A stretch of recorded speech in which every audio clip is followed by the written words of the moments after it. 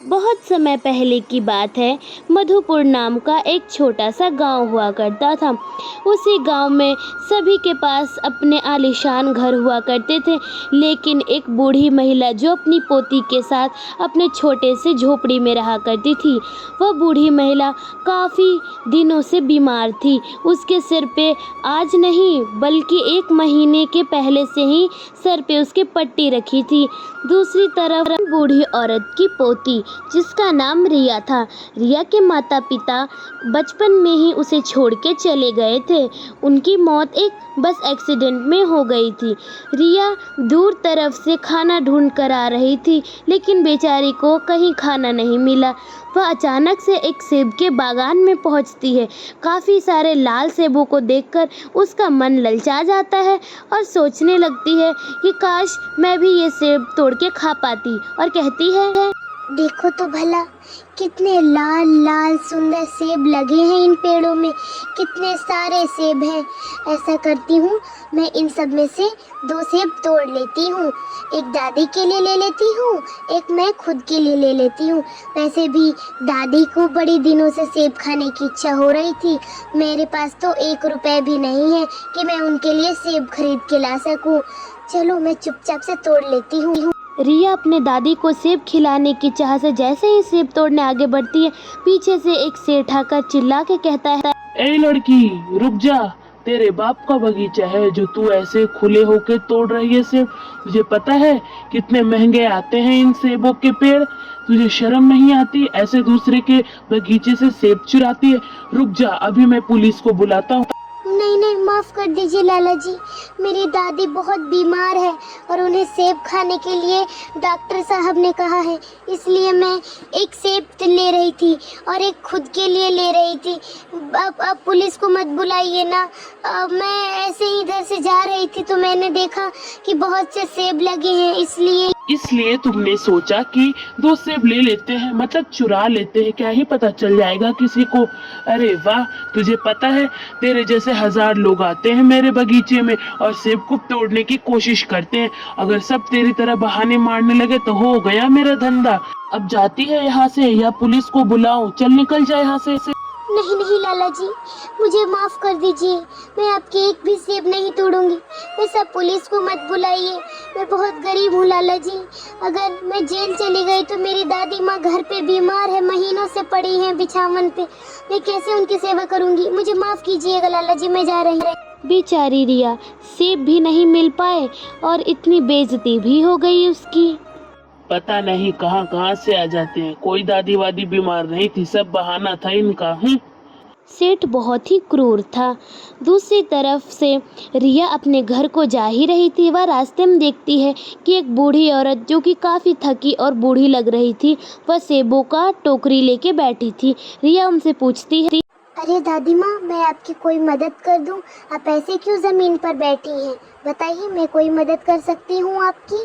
बोलिए। हाँ बेटा, ये जो सेब की टोकरी देख रही है ना, बड़ी भारी है। मेरे सर पे लादने में ज़रा मदद कर दे तो तेरा बड़ा एहसान होगा।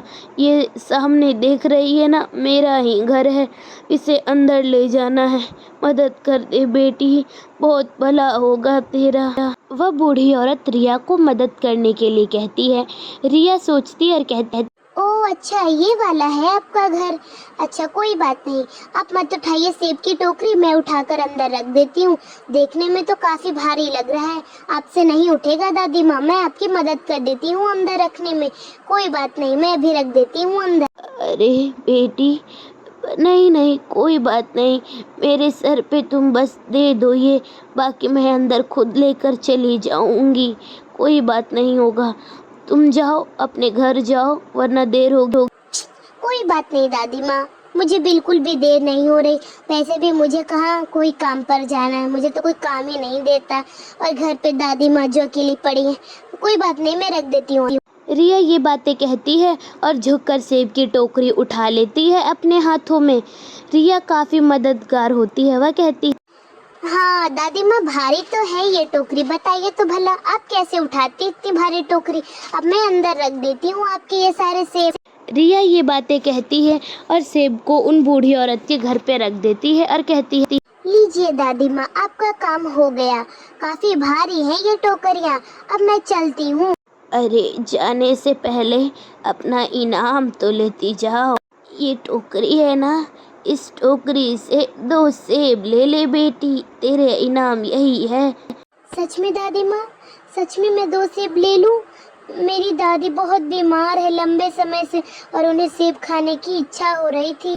रिया झट से ये बात कह के 2 सेब उठाती है और कहती है, धन्यवाद दादी माँ, आपने मेरी बूढ़ी दादी की इच्छा पूरी कर दी। उन्हें बड़े दिनों से सेब खाने की इच्छा हो रही थी। धन्यवाद, अब मैं चलती हूँ।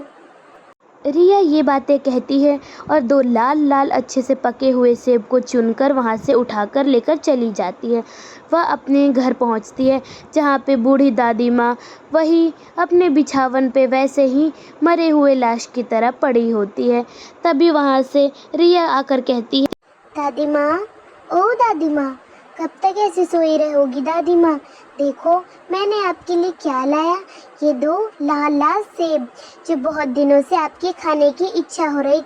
बहुत बार उठाने के बाद वह बूढ़ी औरत उठ जाती है और रिया की दादी माँ कहती है, अरे बेटी, तुझे पता है सेब का दाम कितना है? 300 रुपये किलो है। और तू ये 2 सेब कहाँ से ले आई? कहीं वो बगीचे से तो नहीं लाई जिसका मालिक बहुत ही नकचढ़ा है? नहीं नहीं दादी माँ, मैं क्यों जाऊंगी उस नकचढ़े बगीचे वाले के यहाँ। मुझे तो रास्ते में दादी माँ मिली थी एक, जिनकी मैंने मदद की और उन्होंने मुझे इनाम के तौर पे 2 सेब दिए। और अब चलिए बातें ही करते रहिएगा या फिर ये लाल लाल सेब भी खाइएगा। आइए बैठिए, मैं काटती हूँ सेब। जल्दी से रिया सेब को काटती है और दोनों बड़े चाव से खाने लगते हैं। उन्होंने बहुत दिनों से सेब नहीं खाया था, इसलिए उन दोनों को सेब खाने में बड़ा मज़ा आ रहा था। वे लोग काफ़ी गरीब हो गए थे, इसकी वजह से वो महंगी चीज़ें नहीं खरीद पाते थे। सेब ख़त्म होने के बाद रिया कहती है, ये कैसा जादू है दादी माँ? आपने अभी तुरंत सेब ही खाया और आप बिल्कुल तंदुरुस्त दिख रही हैं। देखिए तो आपके चेहरे पे कितनी अच्छी रौनक आ गई। लग ही नहीं रहा है कि आप कितने लंबे समय से बीमार थी। आपकी आंखों के नीचे धब्बे जो थे वो भी सारे गायब हो गए हैं। देखिए तो भला, ऐसा कैसे हो सकता है? कहीं ये सेब कोई मामूली सेब तो नहीं? नहीं नहीं, ऐसी कोई बात नहीं है। मैंने बहुत दिनों बाद सेब खाया था ना, इसकी वजह से मैं इतना अच्छा महसूस कर रही हूँ। कोई जादूगरी सेब नहीं है ये, वह कोई चमत्कार ही नहीं है। ये तो ऐसे ही छोटा मोटा होते रहता है। हो सकता है दादी माँ, क्या पता। और वैसे मैं कह रही हूँ ना दादी माँ, हम लोगों ने सेब खाया तो उसके इतने सारे बीज निकले हैं। ऐसा करती हूँ, मैं सारे बीजों को लेकर अपने दरवाजे के बाहर लगा देती हूँ, जल्दी से ये फल देंगे। कैसी बातें कर रही हो रिया? सेब तो यहाँ नहीं होंगे। सेब तो ठंडे जगहों पर होते हैं और सेब को लगने में 7 से 8 साल लगते हैं। और सेब के पेड़ यहाँ नहीं होंगे, बल्कि कश्मीर मनाली जगह पे होंगे। तो छोड़ दो तुम सेब लगाने का सपना। रिया की दादी ये बातें रिया से कहने लगती हैं कि सेब यहाँ पर नहीं होंगे। फिर भी रिया कहती है, अच्छा ये बात है। फिर भी इन बीजों को फेंकने से अच्छा तो मैं इसे बाहर लगा ही देती हूँ। मैं आती हूँ अभी। दादी माँ के समझाने के बावजूद भी रिया अपने घर के बाहर जाती है और वहाँ पे थोड़ी सी मिट्टी खोदकर वहाँ पर बीज लगाने की तैयारी करने लगती है। वह कुछ देर में मिट्टी के पास जा के बीज को अच्छे से लगाने लगती है और बीज लग जाने के बाद रिया कहती थी, चलो बीज तो मैंने लगा दिए, अब पता नहीं होगा भी या नहीं होगा। अब इसे तैयार होने में 6 से 7 साल लगेंगे। अब ये सेब तैयार भी होगा या फिर नहीं होगा, या फिर कोई चिड़िया इसे खा लेगी, मुझे नहीं पता। खैर छोड़ो हटाओ, मैंने तो शिद्दत करके ये सारे बीज को लगा दिया है। अब देखते हैं कब तक ये पेड़ होगा। रिया को तो बिल्कुल भी नहीं पता था कि वह सेब का पेड़ होगा भी या नहीं। वो तो ऐसे ही सेब के बीजों को लगा देती है। वह अपने घर को जाती है। एक रात बीत जाता है। एक रात बीत जाने के बाद अगली सुबह रिया सेब के पेड़ को देखने आती है और वह अचंभे में पड़ जाती है और कहती है, इतना बड़ा सेब का पेड़, इतने लाल लाल सेब, ये दादी माँ ने तो कहा था 7 से 8 साल लगते हैं तैयार होने में, और इतनी जल्दी मैंने तो कोई पेड़ नहीं देखा कितनी जल्दी सेब देते हैं। ऐसा कैसे हो सकता? दादी माँ जल्दी बाहर आइए, देखिए तो क्या चमत्कार हुआ है हमारे आंगन में। जल्दी आइए ना दादी माँ। रिया जोर जोर से अपनी दादी को बुलाती है। दादी बाहर आती है, वो भी अचंभे में पड़ जाती है और कहती है, ये क्या हुआ बेटी, इतना बड़ा सेब का पेड़, ऐसा कैसे हो सकता है, इतना बड़ा सेब का पेड़। वही तो दादी माँ, मैं भी ये देख के हैरान हो गई कि इतना बड़ा सेब का पेड़। आपने तो कहा था कि 7 से 8 साल लगते हैं सेब के पेड़ को बनने में, और ये तो इतना जल्दी बन के तैयार भी हो गया। मुझे तो विश्वास नहीं हो रहा, कहीं ये किसी ने जादू तो नहीं किया है। रिया बातें कर रही थी, तभी पेड़ के पीछे से आवाज़ आती है और रिया की दादी और रिया सदमे में आ जाती हैं। तभी पेड़ कहता है, घबराओ नहीं रिया, ये सेब का पेड़ देख रही हो, ये सेब का पेड़ मैं हूँ। तुम्हें पता है, उस दिन तुमने एक बूढ़ी औरत की मदद की थी, वह बूढ़ी औरत और कोई नहीं बल्कि मैं थी।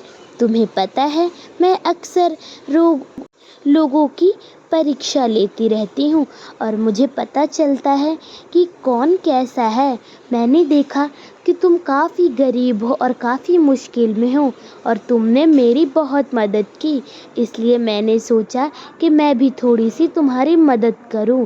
देख रही हो, अगर तुम मेरे फल को सोचोगी कि मेरे फल सोने के बन जाए तो वो सोने के बन जाएंगे और तुम मेरे फल को तोड़कर बेच सकती हो बाजार में।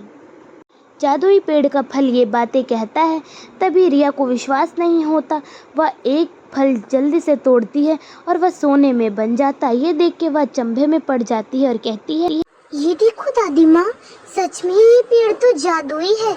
मैंने सोचा था कि ये फल सच में सोने का बन जाए, और ये तो देखो, ये फल सच में सोने का बन गया है। दादी माँ, अब आपका इलाज अच्छे से होगा, और आपको पता है, इन सेबों को मैं बेचकर आपके लिए अच्छा घर बनाऊंगी। और मुझे पढ़ने का शौक़ है दादी माँ, मैं एक IAS ऑफिसर बनना चाहती हूँ। इन्हीं फलों को मैं बेच कर बहुत से पैसे इकट्ठा हो जाएंगे तो मैं पढ़ने के लिए बाहर दिल्ली जाऊंगी। हाँ मेरी बच्ची, तू दिल्ली क्या, मुंबई, पटना, सब जगह जाना। ये पेड़ कितना चमत्कारी है, काफ़ी मदद कर दिया है इसने। धन्यवाद जादुई सेब का पेड़। उन जादुई सेबों को बेच कर एक अच्छा सा घर खरीद लेती है रिया, और रिया बाहर पढ़ने के लिए चली जाती है। और दूसरी तरफ उसकी दादी अच्छे से रहने लगती है। काफ़ी नौकर चाकर थे। सब्सक्राइब।